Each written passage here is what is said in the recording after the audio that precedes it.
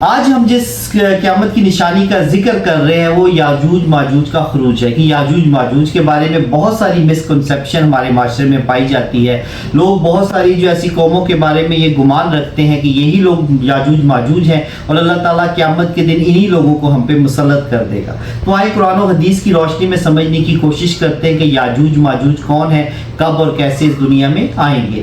تو سب سے پہلے سورۃ الانبیاء میں اللہ سبحانہ تعالیٰ نے بڑی ڈیٹیل کے ساتھ اس واقعے کا ذکر فرمایا ہے کہ سیدنا ذوالقرنین علیہ السلام ایک مقام پہ پہنچے تو وہاں لوگوں نے یاجوج ماجوج کی شکایت کی کہ یہ لوگ ہمارے علاقوں میں آ جاتے ہیں اور یہاں پہ فساد کرتے ہیں، تو آپ ان کے اور ہمارے درمیان ایک دیوار کو تعمیر کر دیجئے۔ تو سیدنا ذوالقرنین علیہ السلام نے لوہے اور سیسی کی ایک دیوار ان دونوں کے درمیان قائم کر دی، جس کے بارے میں اللہ سبحانہ تعالیٰ قرآن کریم میں ارشاد فرماتے ہیں کہ نہ تو اس پہ چڑھ سکتے تھے نہ اس میں سوراخ کر سکتے تھے، لیکن وہ اس کوشش میں ضرور لگے ہیں، آج تک لگے ہیں، کیونکہ حدیث ہے رسول اللہ صلی اللہ علیہ وسلم نے ارشاد فرمایا کہ یاجوج ماجوج سارا دن کوشش کرتے ہیں اس دیوار کو ختم کرنے کی، اور جب تک سورج کی روشنی ہوتی ہے، جب رات ہوتی ہے تو وہ کہتے ہیں کل آ کے ہم اس کام کو مکمل کریں گے، پھر اللہ سبحانہ تعالیٰ اس دیوار کو اتنا ہی کر دیتے ہیں جتنی وہ تھی۔ لیکن جب قیامت کا وقت آئے گا، جب اللہ کا حکم آئے گا تو وہ کہیں گے کہ انشاءاللہ کل آ کے ہم اس کام کو مکمل کریں گے، اور وہ اگلے دن آ کے اس دیوار کو ختم کر کے دنیا میں داخل ہو جائیں گے۔ ایک اور حدیث ملتی ہے، رسول اللہ صلی اللہ علیہ وسلم نے ارشاد فرمایا کہ برباد ہو جائیں عرب کے لوگ کہ آج یاجوج ماجوج نے اس دیوار میں اتنا سوراخ کر دیا، اور آپ صلی اللہ علیہ وسلم نے اپنے انگوٹھے اور شہادت مبارک سے جو اشارہ کیا کہ اتنا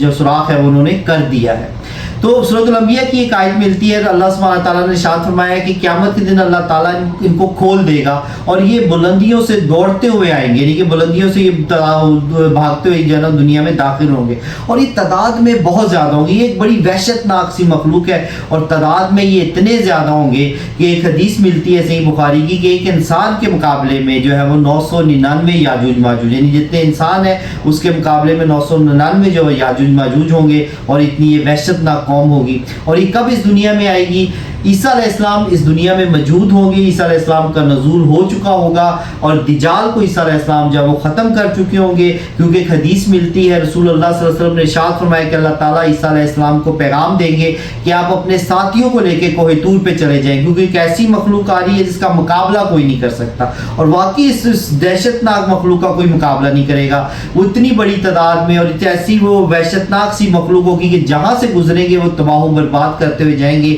دریاؤں کا پانی وہ اس طرح پی جائیں گے کہ وہاں پہ ایسے لگے گا کبھی دریا تھا ہی نہیں، یعنی پانی خشک کر دیں گے، پانی پی دیں گے، ان کا کوئی مقابلہ نہیں کر سکے گا، ان کو کوئی ختم نہیں کر سکے گا۔ اور ان کا اختتام بھی جو حدیث میں ملتا ہے وہ یہی ہے کہ رسول اللہ صلی اللہ علیہ وسلم نے ارشاد فرمایا کہ پھر اللہ سبحانہ تعالیٰ ان میں ایک وبا ڈال دیں گے، کیڑا ڈال دیں گے، اس کی وجہ سے ان کا اختتام ہوگا، اور پھر یہ دنیا سے مثلا ختم ہو جائیں گے، اور یہ قیامت کی ایک بڑی وحشت ناک قسم کی جو وہ ہولناک قسم کی نشانی ہے۔ تو اس سے ایک بات تو کلیئر ہوگی کہ یہ جو